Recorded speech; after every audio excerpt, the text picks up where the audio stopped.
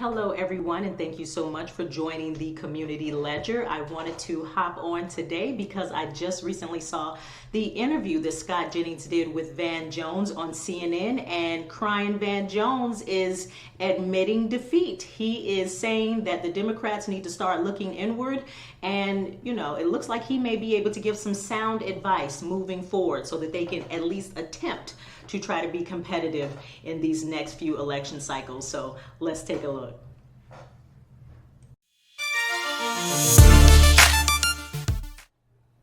Scott, what if you were put another hat on for a second? If you were going to talk to Democrats from your perspective, and go easy, but what would you pick out and advise them? Where did it go wrong? Well, I think the Democratic Party, in the eyes of a lot of working class voters, in the eyes of a lot of men who overwhelmingly turned out for Trump in this election, kind of view the Democratic Party as a professional fainting society. We're offended by everything. We don't, have our eye on the real ball here, which is people being crushed in the economy, or we don't have our eye on the border. We don't have our eye on the world chaos. What we have our eye on is running around scolding everyone and being offended by everyone. I mean, that's no way to run a political party and then be surprised when average, everyday working people turn out against you. So if I were the Democrats, I mean, it's a time for soul searching. I feel for Brother Van a little because, the Republicans have been there too. But the reality is you just have to ask yourself a couple of questions. Who are we, and who do we stand for? What do we represent? What are our actual values? And I think if they asked themselves those questions and answered them honestly, they'd find out that the only people they really stand for are very wealthy people who were not as crushed by inflation, people who have college degrees, who live in and around college campuses and in urban areas. That's it. That's pretty much what the Democratic Party has been reduced to.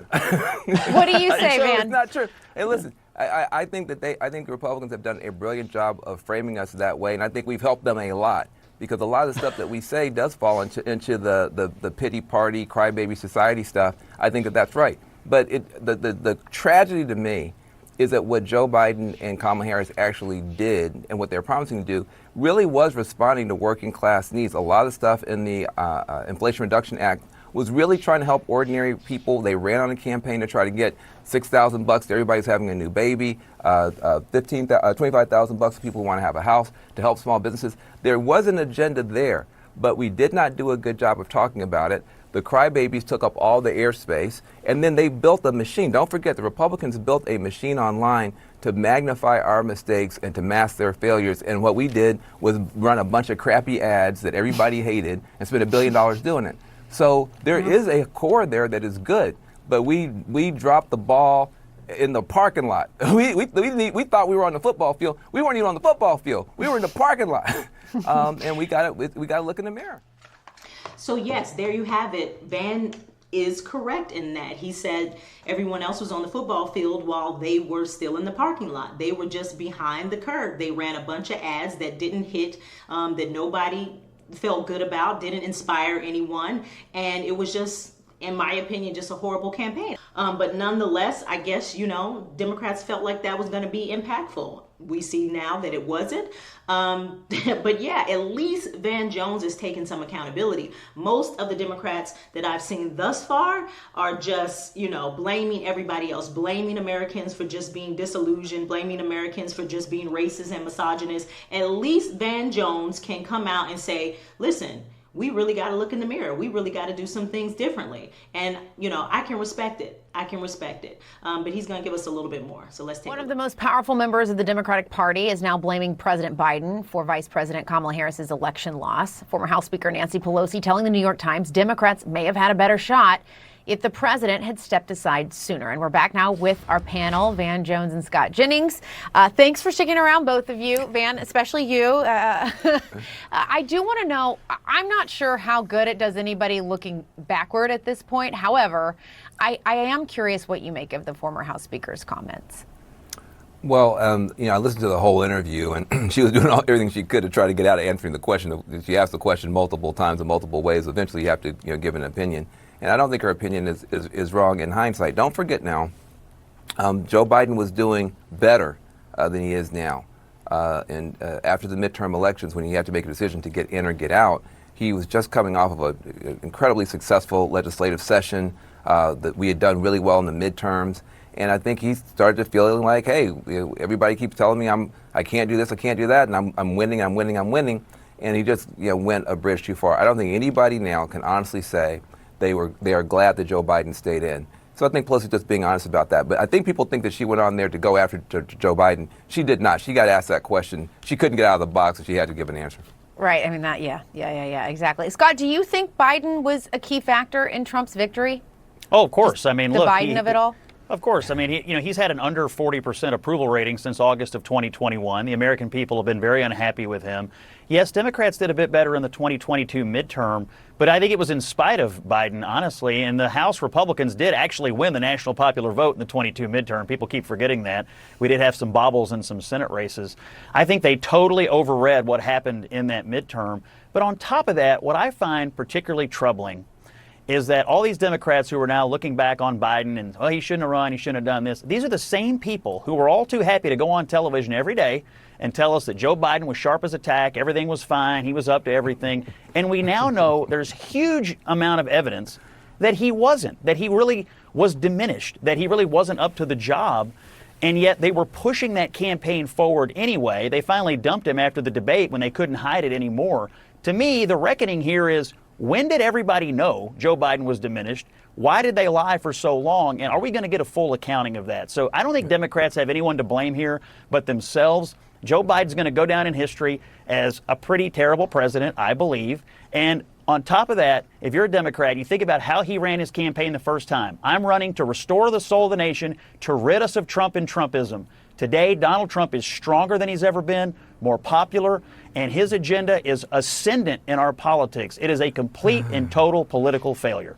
I mean, Van, that last part of what Scott just said is true. I mean, Trump did win and is more ascendant than he's ever been, even despite January 6th, despite all the stuff. Did you think I didn't hear it when Scott was saying it? Like, he's one of this. Yes. What do you want me to do? Can I leave? Listen. Help us understand, Van. What do you want me to do? Listen. Jessica, we got to have to charge Van $500 an hour for these Saturday night I know. sessions. I'm telling you, we got to get a couch in here for him. This reverse therapy. This is not making me feel any better. Therapy. So listen. Look, there were some people, and I got to say, our colleague David Axelrod from the very beginning got beat up because he kept saying this is not going to work, and I'm concerned about his age. And he got beat up worse than I've ever seen a Democrat get beat up. And he was right. There were people who had the courage, not enough of them. And Scott Jennings is right. There was something going on, and if it wasn't going on in 2021 or 2022, by the time you got to that debate, there was clearly something off about Joe Biden. I love Joe Biden. Joe Biden gave me opportunity when nobody else did. But there's just a reality here. Now, look, it is important to look back and learn these lessons. This is not a blame game. This is not finger pointing. This is the part of the grieving process and also the reassessment process that any mature party should go through. It just hurts because literally this time last weekend, we thought we were going to run this dude off the world stage, and now we got to deal with him and all his friends and his family members and everybody else on the stage all happy, and we're crying in our beer. So it's a tough weekend right now, but Scott's not wrong. But I think where Scott is underestimating Joe Biden, I think history will be kinder to Joe Biden as the years go by. I think Joe Biden did some things that were very important. Trump talked about infrastructure week every week and never did it. Joe Biden actually got it done. We had a real problem with our technology infrastructure being offshored. With the CHIPS Act, he brought some of that stuff back home. Joe Biden did some stuff that we can all be proud of as Americans. And as the years go by, those things will shine through. But right now, people are looking at him and looking at Kamala and looking at all of us and saying, "What the heck did you guys do?" And I have a dunce cap on myself because I underestimated Donald Trump and his machine, and I did it every night. And that's the truth. I will say to Van, because he worked for, Republicans are kind of thankful for Biden and previously Barack Obama. It was Obama's presidency that gave us Trump the first time, and it's Joe Biden's presidency that made Donald Trump stronger than ever. So we just want to say thank you to Obama and to Biden. We just want to say thank you guys. You guys have delivered us, and we're going to have American patriotism and economic optimism again, and it goes right back to Obama and Biden. So thank you guys. We're all for it. I can't wait for the midterms. I can't wait. You guys got to overreach. You're going to overreach. We're going to get you. but right now it sure hurts. Van, I do want to ask you, President Biden and former President Trump are going to meet in the Oval Office on Wednesday, which is kind of, a norm in these sorts of, when we have a transition of power. What do you expect to see from that? Well, I'm sure it'll be just like the last time they met in the Oval Office, and when Trump brought him over and sat him down. Wait a minute. This is actually not a norm. It's a norm that was blown out of the water when the last time President Trump was sitting in that office. He refused to even honor the man. And so it does show, I think, something important, that Joe Biden is not up here refusing to let the guy come in, refusing to speak with them. Kamala Harris is not organizing an insurrection. There's nobody going around saying that the election was stolen. We have a mature party that respects democracy. I hope the Republican Party will become a mature party that respects democracy, even when they lose. They respect it when they win, at least under Donald Trump. So I'm glad. I hope that this is the end of that kind of nonsense, and that people will follow Joe Biden's example in defeat and not Donald Trump. So there you have it. Nancy Pelosi is now insinuating that Biden is somewhat to blame for this failure, which I find fascinating. I mean, because not only are you blaming Biden, but you're also somewhat throwing Kamala under the bus, because she's saying had he come out of the race sooner, they could have had a primary and a much stronger candidate. So that means you knew she wasn't a stronger candidate from the rip. So, and like I said in another one of my videos, I remember when Obama spoke on Biden withdrawing from the race. Obama said, I hope to see people hash it out in the primary. And then shortly after that, Kamala was installed, and then they did that whole staged congratulatory call from the Obamas to Kamala Harris. So it was like everybody knew that she wasn't a strong candidate. So it was like, okay, you installed her, you pushed her on the public, but you knew the whole time she was ill-equipped. You knew the whole time she was not ready. You knew the whole time that she was just not a good option to give the public. And I know that there were time constraints. However, to me, if you threw a campaign together like you did, you could have thrown together a primary, truth be told. So, if you genuinely wanted to win and maintain power, I just feel like they underestimated not only Trump's support, but the American public. I think they just assumed we're stupid. We're stupid and we don't know anything, and all we care about is what they think we should care about, which is abortion rights and an LGBT agenda and things of that nature. But the mass amount of the population have other concerns, especially when you have everything that's happening right now in this economy with regards to this border, all of the chaos in New York and in Colorado, and these gangs out here, MS-13, Venezuelan gangs. It's getting crazy. It's crazy. So how could you think that, okay, we're just going to push this lady out here, sell her in this, she's, a black woman, this is going to be historical, she went to Howard, she's an AKA, and that's going to be enough. And I guess the truth of the matter is it was enough for a whole lot of people. But those who, like he said, those of us who had some sense, and those of us who decided to be adults in the situation could see the play, could see through the craziness. And I want to play something. I want to show you something here now. Hold 1 second. I'm going to pull it up because Charlamagne the God is now starting to backtrack. And so now look at what we have here. You have Charlamagne the God, Dems going soft on Trump fascism claims. Let me see what this man said the other day on the radio. It says, have the Democrats changed their mind about Donald Trump since he clinched victory on Election Day? Political commentator Charlamagne the God seems to think so. On the Friday episode of the Breakfast Club radio show, which he co-hosts, Charlamagne said he found it strange that Democrats have seemingly stopped their messaging about Trump being a fascist. These are his quotes. They're not calling him a threat to democracy. They're not calling him a fascist, he said to his co-host. It just makes you wonder how much of it did they really believe. Now, what I find interesting is where he says they. Charlamagne, it was you, sweetheart. It was you who sat next to Anderson Cooper with Angela Rye and called Trump a fascist multiple times, okay? And I remember he said, why should we be paying attention to whether or not she's a black woman. Trump's a fascist. And I'm seeing all these media outlets questioning her blackness. And Anderson Cooper said, that's bullshit.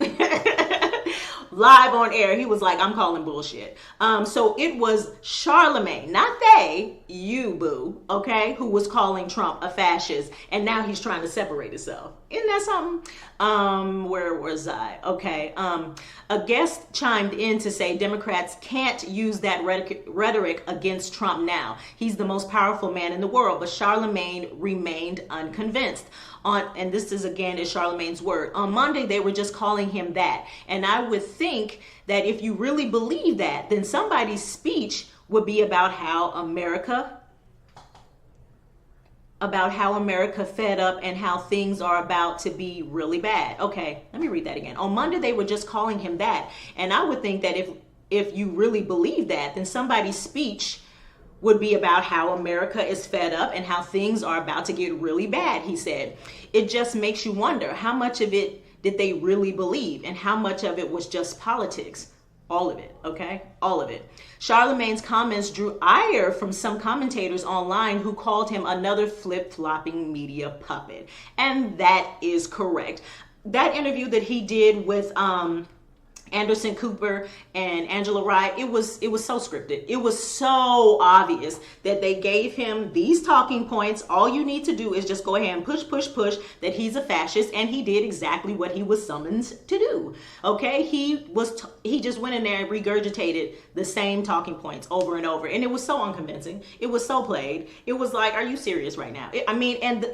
In my opinion, Charlamagne has lost all credibility when it comes to politics. I know that, it's something that he's passionate about. I know that he clearly wants to be on that political stage, but his voice is just, his opinions, his alliances, he can't be trusted, okay? He can't be trusted. At first, he was promoting Biden, and then he came back and said, I can't stand by Biden, and then he supports Kamala, and then he comes out and says Trump is a fascist. Then he comes out and says, why were they calling him a fascist? Like he wasn't on an international platform stating that Trump was a fascist. I mean, he's a puppet. He does what he is told to do, and people aren't feeling it. So my advice to Charlamagne is, stick to hip hop, okay? Stick to what you know, which is, rap albums, rap history, have the guest on there from, mainstream music, and just leave politics alone. Because when you come in here and you try to speak on behalf of Black people,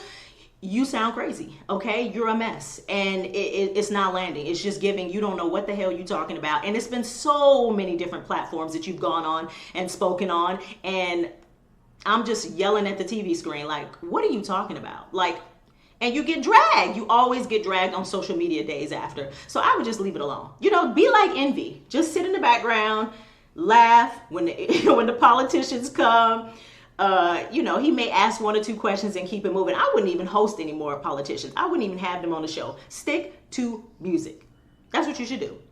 But nonetheless, I wanted to share this with you because I thought it was fascinating that Crying Van Jones actually is admitting defeat and admitting that they need to look in the mirror if they ever want to win again. And two, I find it fascinating that now Charlamagne is trying to separate himself from any responsibility of tarnishing Trump's name or calling him a fascist. It's ridiculous. And yes, Charlamagne, it was all politics. You see, as soon as he was elected, Biden was like, come on over, let me show you around. Well, you've been here before, but this is new and this is new. Marsha? Yeah, she makes great spaghetti. Yes, you need to have her do that for you. It was no fascism, no dictator stuff, no none of that. Just come on over and come in the office and we keep it moving. So again, another example that mainstream media is losing all credibility because they continue to not only push this narrative, but then like weeks later, we find out that it was all a lie. So it's like, when can we ever believe you? Never. So anyways, again, thank you so much for joining me today. My name is Drea Banu, and thank you again. Oh, and please do subscribe if you haven't already. Like, share, and subscribe. And thank you for joining the Community Ledger.